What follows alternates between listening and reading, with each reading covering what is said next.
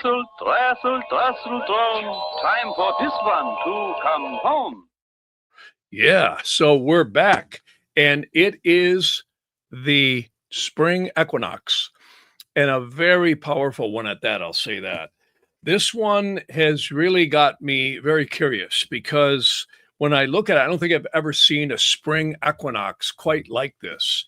And the reason why is not only do we have a powerful fixed sign on the ascendant when the spring equinox happens, we also have Mercury retrograde and Venus retrograding into the sun right after it.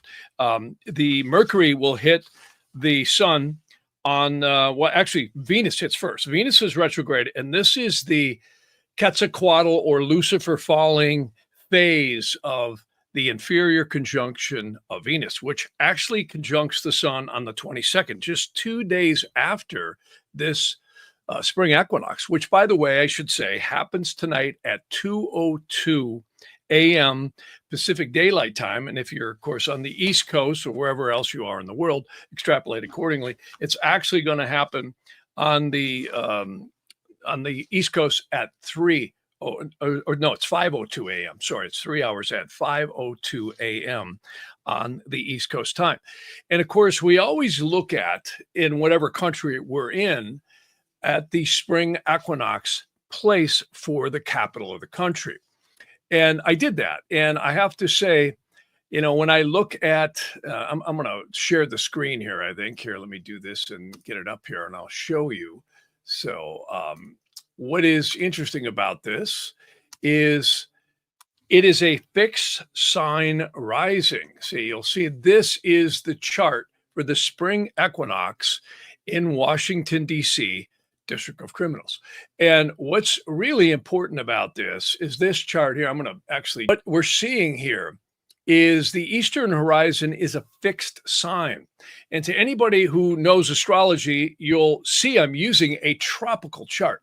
In fact, you can see if you look in the center, I know this is pretty complex on the screen, but it is a tropical chart. And to tropical astrologers who always have a war with Vedic and sidereal astrologers, they always kind of have a problem with, you know, sidereal versus tropical. That's always been a big war. Which zodiac is more accurate? Well, I can tell you the tropical zodiac is very, very accurate. And the ancients used it for the solstice and equinoctial points for the most part.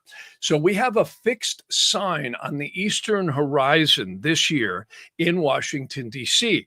And what does that mean? Well, the ancients always said if it was a fixed sign, we stuck with this chart for the birth chart of the year. So you have to remember the spring equinox is the true ancient beginning of the year. It's when the sun crosses over the equinoctial points, or you could say the days and the nights are even. So it's very, very powerful time of the year. And I'm going to come back here and stop sharing.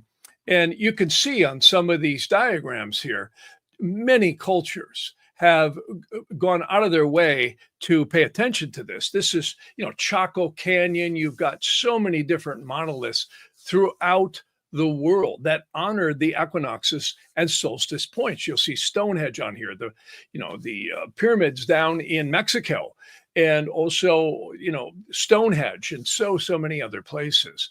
And it is a really powerful time, so much so that many cultures would go out of their way to want to know when this happened. And of course, this is why we have all these ancient monoliths that are across the globe.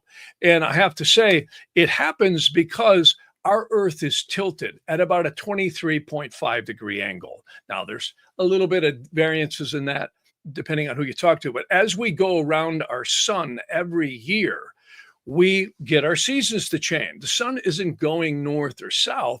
It's us actually where we're at on the globe that appears to, the sun appears to go south because of the angularity of the Earth. So, and it actually does from our perspective on Earth because of the angularity. So it's a big deal energetically when the solstices and the equinoctial points happen. All the cultures throughout history have always paid a lot of attention to it. In fact, This is a time when the energies get moving. It's springtime, right? The birdies are chirping. We get the buds on the trees. The animals are mating. It's just a really vivacious time. You ever heard that saying, spring cleaning, right? So it's always an energy that is renewed. It's also a time when it's good to cleanse. A lot of people will find that doing any kind of fasting or cleansing, if you do reflexology or if you're doing any kind of cleansing of the body, it's a wonderful time to do it at the equinoctial and solstice points because those mark the 4 points of the season. So this is a really powerful spring equinox. I haven't quite seen one like it yet. And I have to say, the reason why is we've got Venus going retrograde into the sun 2 days from now. That'll actually happen on the 22nd. And depending on where you are at the Pacific Daylight Time of that is going to be about 6:02 p.m. is when it actually is in the eye of the sun. And it starts about 4:30 p.m. Pacific time through about totally about 6:02 is when it ends. I'm sorry. And then the actual conjunction is right about 5 p.m. So it's slowly passing through the eye of the sun. A lot of people know that as Kissimmee. And if you have astrology programs, you can actually watch and line up and see when that happens. If you don't, I can just tell you, if you get in touch with it, it's a really powerful energy. It's almost like it kind of goes, almost like shuts down for a little while. Things just go quiescent or quiet. Here's the interesting thing. We've also got Mercury retrograde, and that's going to go into the sun on the 24th, just 2 days after Mercury does. Well, look at the world right now. We have all kinds of things being reviewed and retraced and reworked. Look at all the legal implications that are going on right now with all the hearings and the judges blocking things. We've got negotiations, of course, with Ukraine and Russia. A lot of things are going on, a lot of trouble in the world, as there always is. But it's really in a time right now that's a bit chaotic and also confusing. And people, I think, really feel it. I've had a lot of people say to me in the last couple of days, what's going on? It's just really a lot of anxiety, a lot of intensity, etc. And I have to agree with that. And that, again, is the Mercury and the Venus, both retrograde as they go into the sun right next to this solstice point.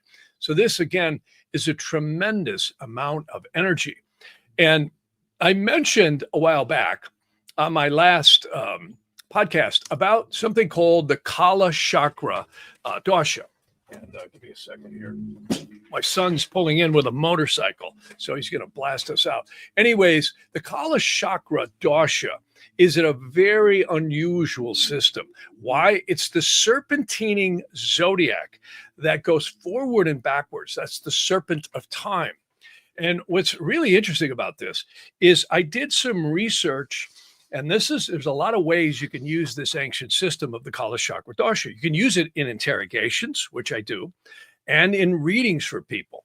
And you can see when there's quantum jumps, they call it the lion's leap, or when there's step backs, which is often called the horse step or the frog leap, or there's reorientation. Well, what's interesting about this year, I took the spring equinox, which we're having again tonight at 2 a.m. on the Pacific, and of course 5:02 or 5:01 a.m. I think it is this on the East Coast, and wherever you are, if you're listening somewhere else in the world, extrapolate accordingly. You can find it. You just jump on the internet these days and just type in when is the spring equinox. It'll tell you right off the bat. So that's the cool thing about the modern age. You can literally jump on Google or anything and find anything you want. So here's what's interesting. I ran the Kala Chakra dosha on the spring equinox, and I wanted to see, okay, is there any correlations to some of the other astrology that I'm seeing? Because you have to remember, the spring equinox was always treated by the ancients as the beginning of the year. It's when everything starts for that year. And it kind of fits into the major cycles on what's going to happen that year.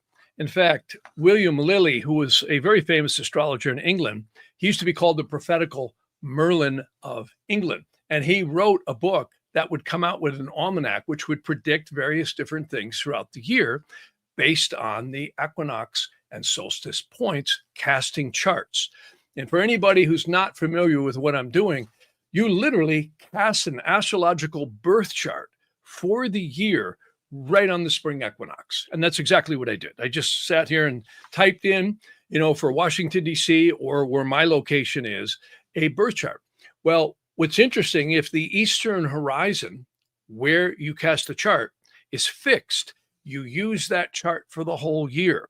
If it's cardinal, which means Aries, and Libra, and of course Capricorn, and the cardinal signs, you will end up using 2 charts throughout the year. Four charts. And if you have a mutable sign rising, you will use only 2 charts. So we have a fixed sign on the eastern horizon in Washington, D.C. For the country of the United States. We treat this chart as the chart for the year, even though I do look at the other solstice and equinoctial points. We have the summer solstice, the fall equinox, and the winter solstice also following for the rest of the year. And I do look at them, but I can tell you this is a really accelerated chart of intensity. And the Kala Chakra Dosha shows the same thing. And it's interesting, I have been mentioning repeatedly for a long time about this Uranus traversing the fixed star Capit-Algol and the Pleiades. And here's what's interesting. There's a quantum jump that happens right at the end of April this year, which is right around the corner, into May. Well, this is exactly what many other cohorts that I've spoken to feel too, is that we have a tremendous amount of energy kicking in this summer. And of course, look at the stuff we've got going on. We've got Uranus passing over the Pleiades. We've got a Saturn, what is it here? It's a Saturn, we have a Saturn Neptune conjunction, which is going to happen in this July. We've also got another fixed star that Uranus is sweeping over in July as well. So this is really powerful because it's showing up everywhere in the spring equinox chart with the Kala Chakra Dosha. It's also showing up in many of the transits and progressions. And remember, Mars, which has been retrograde for a long time now, direct, is going to cross over its retrogradation point in May. And of course, we've got enough tension in the world right now. There's a lot of things going on. But my interpretation of what's happening is a lot of things are not only going to come out, but get reversed. This is the same theme I talked about in the eclipse video that I just did a couple of nights ago on the blood moon eclipse, which also stays hot for a long time, all the way I get at least till December of this year. So this is a really powerful time of reversals. And look at all the things we got going on. And it's interesting, the stuff that's coming out too. There was a guy on Joe Rogan I thought was really quite fascinating. He was mentioning about how some of the psyops that the CIA has been doing ever since World War II, Obama actually allowed them to be put in. And this is about a decade ago. I'll just play a minute of this and listen to what he's got to say. This is amazing. It's on Joe Rogan. Are you familiar with the Smith-Mont Act? Is that the 2011, 2012 thing where Obama allowed people to use propaganda against United States citizens? Yeah, that was what was done then under Obama was the effective repeal of it. It was called the Smith-Mont Modernization Act. But the modernization got rid of the whole purpose of it, the firewall, because at the time, the media and media control was seen as the linchpin crux of winning the Cold War, piping in pro-U.S. Media influence because everything moved after World War II from kinetic warfare and military occupation. We used to militarily occupy. This goes on, and I encourage you to watch that particular podcast. Really good. And the reason why it fits with what the astrology is saying. And that is a lot of stuff is going to start coming out. We're seeing a whole ball of yarn get unraveled. And also the JFK documents have just been released. And of course, we haven't seen much yet about the mountains and mountains of material that purportedly have been dropped off at the DOJ and FBI regarding Epstein. So a lot of things, I mean, even if you forgot the astrology, you say, okay, a lot of stuff's really coming out, but the astrology really shows it. And, Elon Musk has been saying, if we don't do something with this, expenditures that we have going on, the United States will go bankrupt. And I actually believe this was the intention of whoever was running the Biden administration. They literally lit the house on fire. They poured gasoline everywhere and lit the place on fire for the last 4 years, and they really tried to nuke it on the way out the door. When you look at the money that has been spent and shoveled into the furnace to put us in the very, very precarious debt that we're in. And it has just been a bloodletting for the last 4 years. It's been a lot longer than that. But this is, again, the new one world order. They really want to wipe out half or 3/4 of the human race. And remember what Klaus Schwab said, you'll own nothing and you'll like it, right? So that's where they really wanted to take this. And I can tell you, this is a very precarious time, and the astrology shows it this year. A lot of things are going to get really reversed. And I got to tell you, what I like is, George probably, even after this many years, said it best. Forget the politicians. The politicians are put there to give you the idea that you have freedom of choice. You don't. You have no choice. You have owners. They own everything. And he's right, because this is an interesting thing. Even with Panama, we're hearing about how BlackRock is moving in to take over not only that port, but 23 or something odd other ports. So this is a huge, huge, huge deal. And I could tell you, when we look at where this is all going, my camera will come right back on, where this is all going, this is absolutely phenomenal what is happening with where we're at. And again, Trump, I'm going to do a separate podcast on him because I got to keep this one short today. But I can tell you, he's in grave danger of poisoning or some subterfuge type assassination attempt. That's not going to be one of these. It's not going to be a gun. It's some kind of poisoning or directed energy weapons or something like that. I don't think they're going to be successful from what I can see, but he does have Uranus transiting his midheaven one more time coming up in April. So we have a very powerful time in history going on. Again, I don't think I have ever seen, since I've been doing astrology, which is 50 years now, a spring equinox that has had both Venus and, of course, Mercury retrograde happening right within a day or two after, in succession like this, right after the spring equinox. And it's a fixed sign rising. Plus, again, we haven't had Uranus go around the zodiac for 84 to 86 years, sweeping over the Pleiades. The last time this happened, I wasn't alive. It was World War II, right? And many of us weren't alive. So this is, in fact, there's few people left at that age, not too many, unless you're in your 90s. So very powerful time. And the world is in a very powerful transition right now.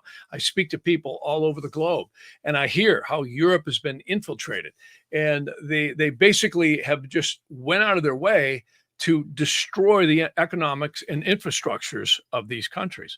And this is exactly where we're at right now. And we are in a rebuilding phase. And you can see a lot of the structures in this country that have been put in play for a long time now are about to be probably taken apart. And one of them is the judicial powers that have been blocking the presidential powers. So we're going to see a lot of things come unraveled here. And that's what the astrology says. So this is a great time to be, again, cleansing. Meditating is another great thing on the spring equinox. It's an exceedingly powerful time of the year. I know a lot of people in the indigenous cultures, they do lighting of candles, incense, meditations. They'll do a little prayer on it. This is an extremely powerful time of the year for all of us. And it's actually one that I'm a little bit expectant on, because I really think we're seeing the ship turn here in a new direction. And the direction we were in was really scary. So I like this an awful lot. And I'm going to take a look at a couple of comments because I can stay just a little while longer. I couldn't stay too long today here. Sorry, I was a little bit late. But so people are sending in a lot of comments. Thank you for that. Someone saying hello from the UK. Hello again. Let's see here. Let's see if there's any questions. Someone saying they had really bad heart palpitations during the 14th to 15th eclipse blood moon. And the storms, yes. Boy, can we talk about the storms that went on that were connected to that full moon? And by the way, I'm glad you mentioned that because we have a new moon that's coming in on the 29th. And that's exceedingly powerful because that 29th new moon is a Sarocycle's new north. And it's really powerful. In fact, I got that here somewhere. Where did I put it? But it's a really, we have a new moon coming in on the 29th. And that one, I forget where the heck I wrote it down. And it's definitely going to have a big impact as well with all these things going on, because you remember Venus is going to go direct. And I believe it's right on it goes direct on the 12th of April. And so, Venus stays retrograde a long time.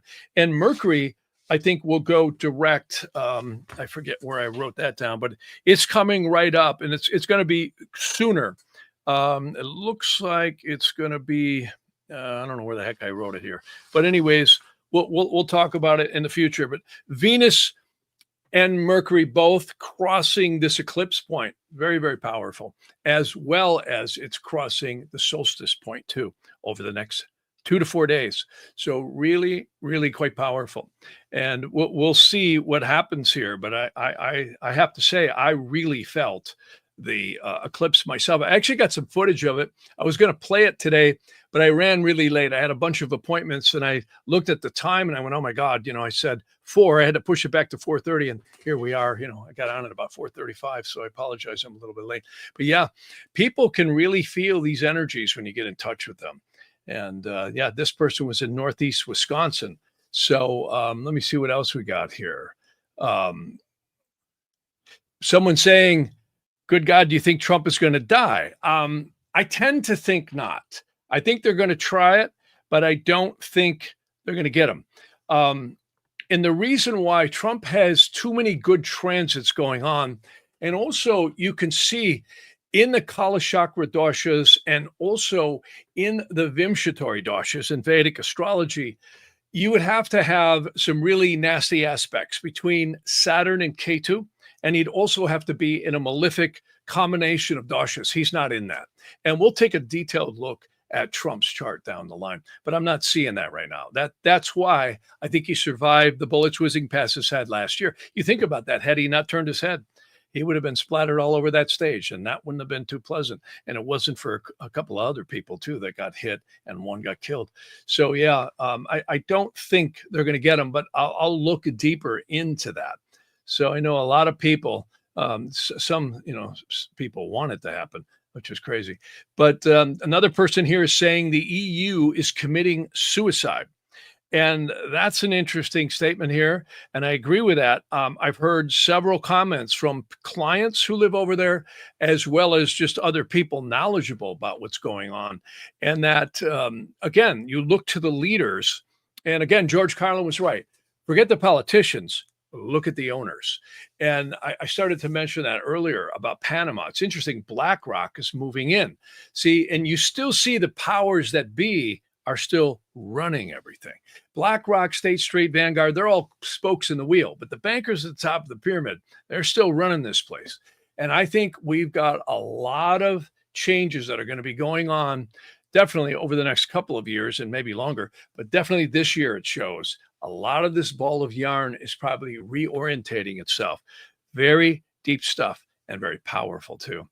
So, let me just see here. Yeah. And then someone's mentioning the 12th is the Passover.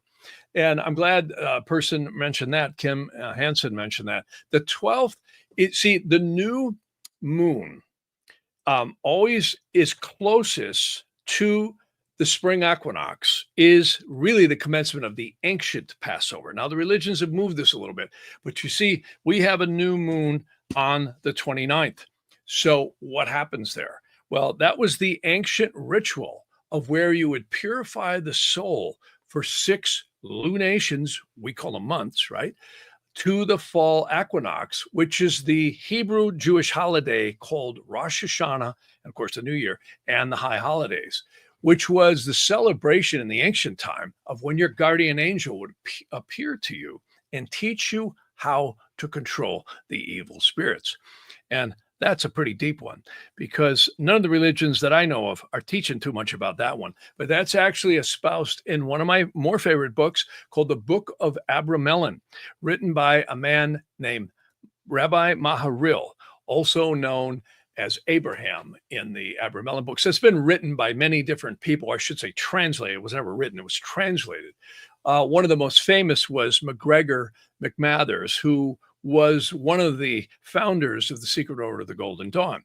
But that translation wasn't that accurate. The better one is the Book of Abramelin. I actually have it on my website, and it celebrates this ritual of purifying the soul. And it always talks about staying out of society, the tit for tat, the money and all the ego games that everyone plays, and purifying in the wilderness. It actually advocates a period of 18 lunations.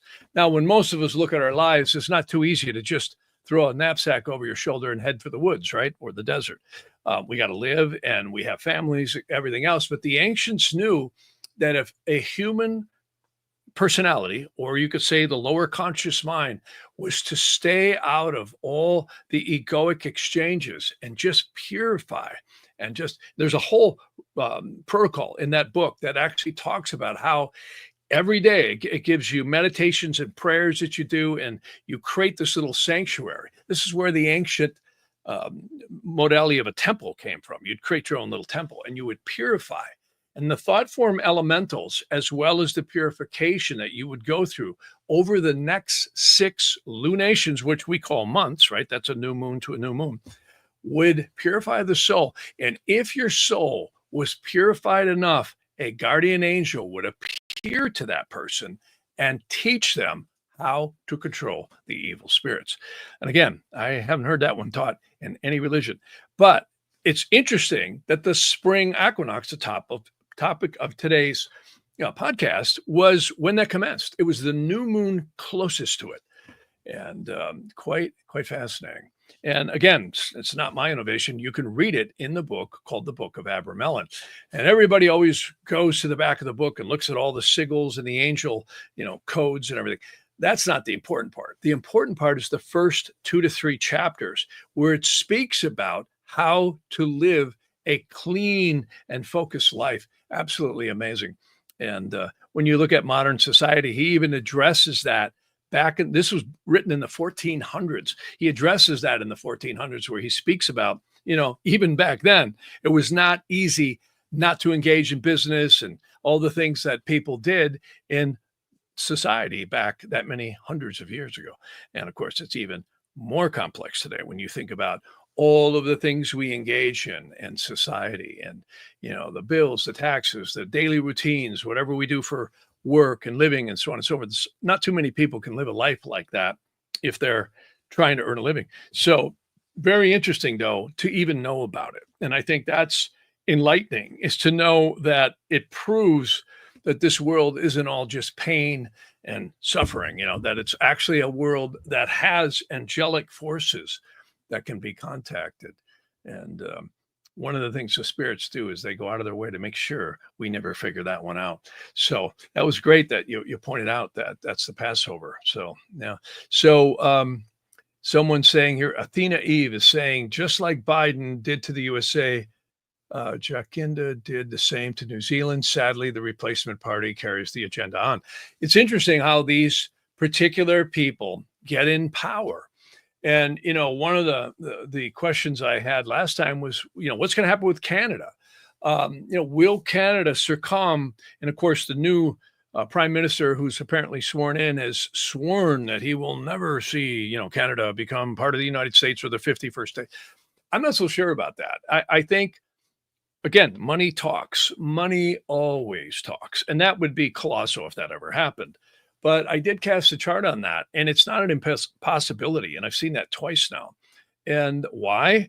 Well, look at the amount of money it takes to run a country. And Canada seems to be subsidized quite heavily by the money flow out of the United States. Now, there's discrepancy as to what that amount is, but I've heard figures from, many billions to hundreds of billions. So I don't know what the figures are. I'm not an accountant. And but I can tell you, money talks. And these tariffs are very powerful tools that were used by many presidents prior to Woodrow Wilson.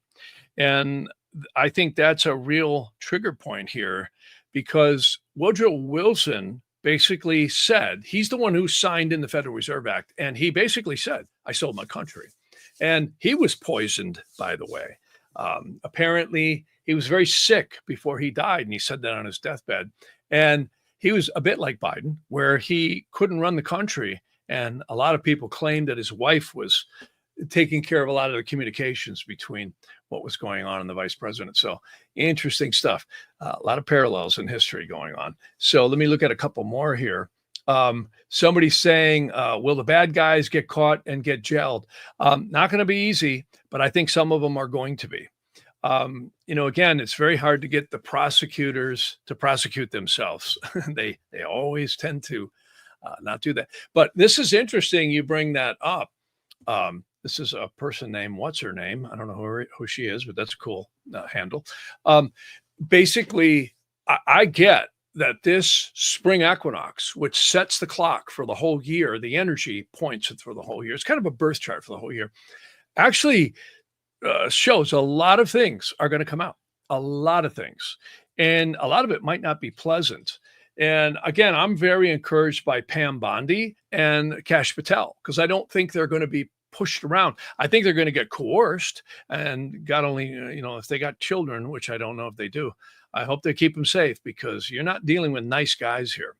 The owners at the top of the pyramid, they've actually said, we'll create world war if you disrupt us. There's been many leakages of documents over the course of the last, they claim, over 150 years, where these, power brokers, or you could say central bankers, international bankers, have really played pretty dirty. And they claim that, these, you hear the people like Klaus Schwab and George Soros and many, many others who are in these forums that talk about, they don't care about the human race at all. They really don't. I think it was Rothschild said it best. He said, you give me control of the money and I care not who makes the laws. And this is what we're dealing with here. So it's an interesting thing. And the United States was really formed, the entire corpus of the Constitution and the Bill of Rights was exactly to combat this kind of tyrannical behavior.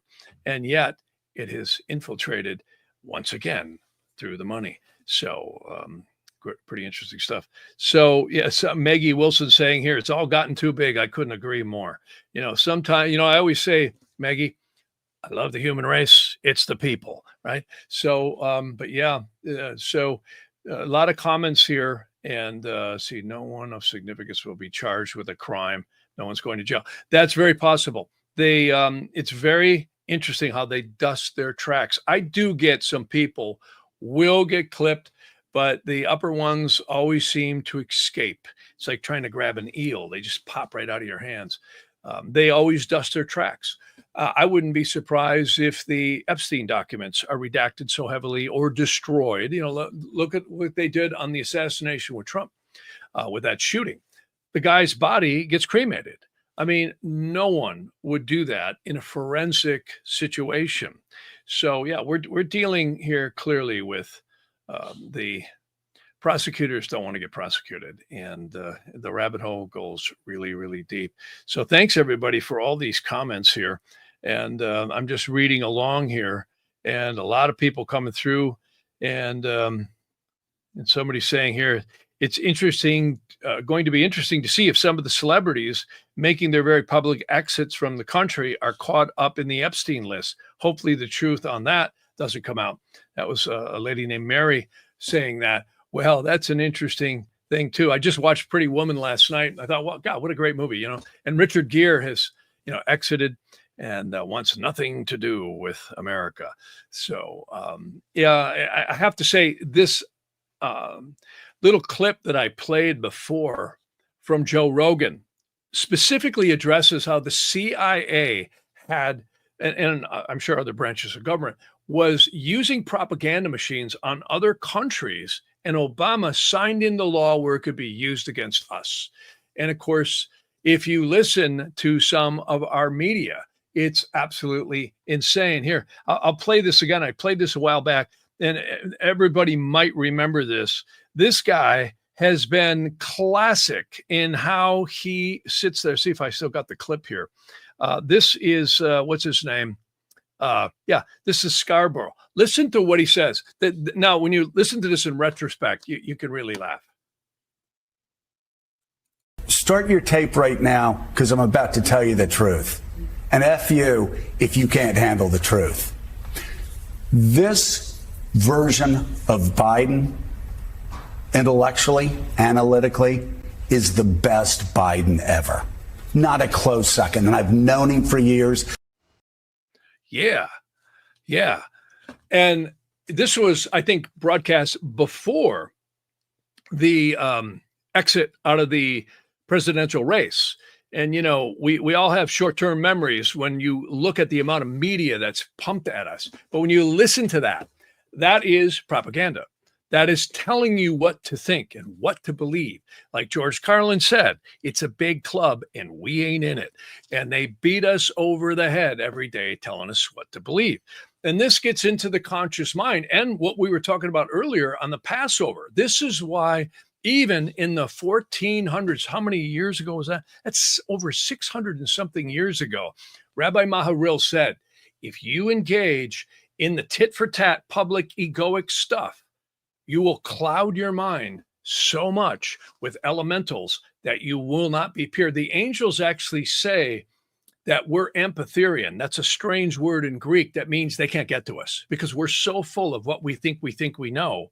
Our minds are just clouded with what we believe or our fears, our anxieties. And it's interesting, if you get away from everybody and their egos and their opinions and everything else and our own opinions, and you just start to smooth off. That's why a lot of times I love the road. I love going on a trip on the freeway by myself. It's just beautiful, just the road and the mountains. And you start to dust off. Now, can you imagine what would happen if you followed the protocols of that book for 6 lunations in a pure wilderness place? All of us would be different, but because they say each soul root is different. And of course, that's where astrology comes in. But we would wash off, so to speak. All the barnacles would begin to wash away. And we purify the auric field. See, the human condition is actually very divine, I believe.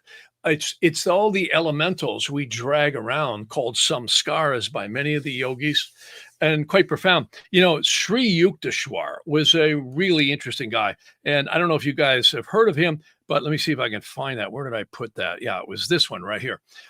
He talked about the yugas. In fact, this is Sri Yukteswar. It's kind of faded out here. And that's Paramahansa Yogananda. Many people, I'm sure, have heard of them.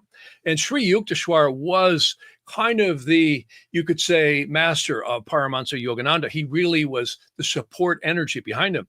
And they talked much about the yugas and the timeline cycles. And one of the things that is thought of right now is that we are in the Dwarpa Yuga. Some people say we're in Kali.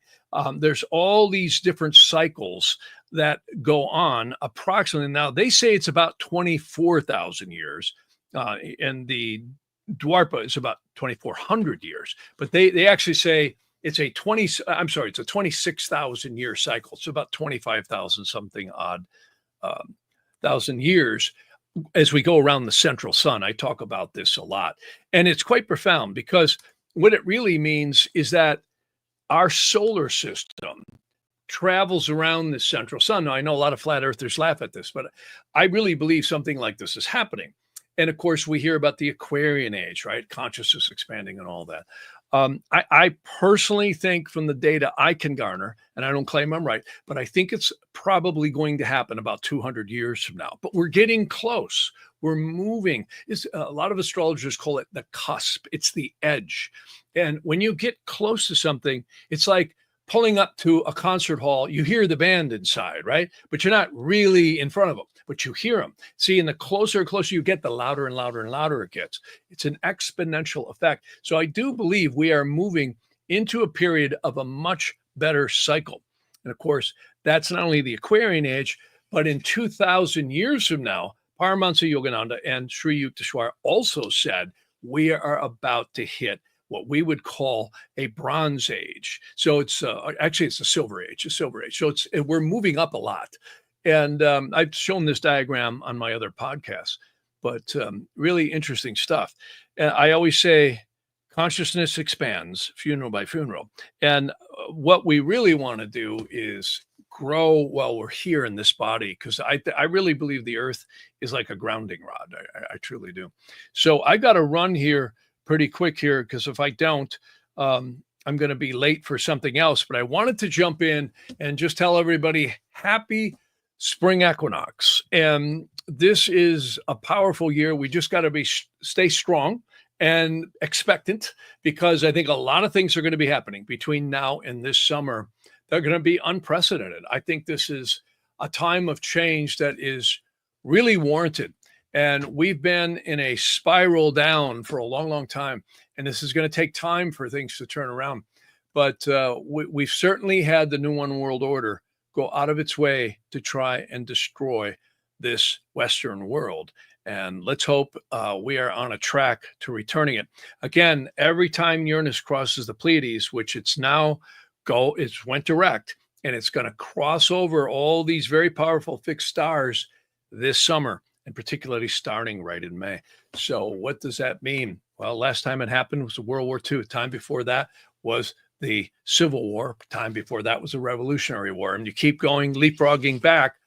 These are always very trying times of change where tyranny and freedom clash. And we're right there again. So anyways, be well, be good. And we'll talk to you in next podcast. And thanks for listening.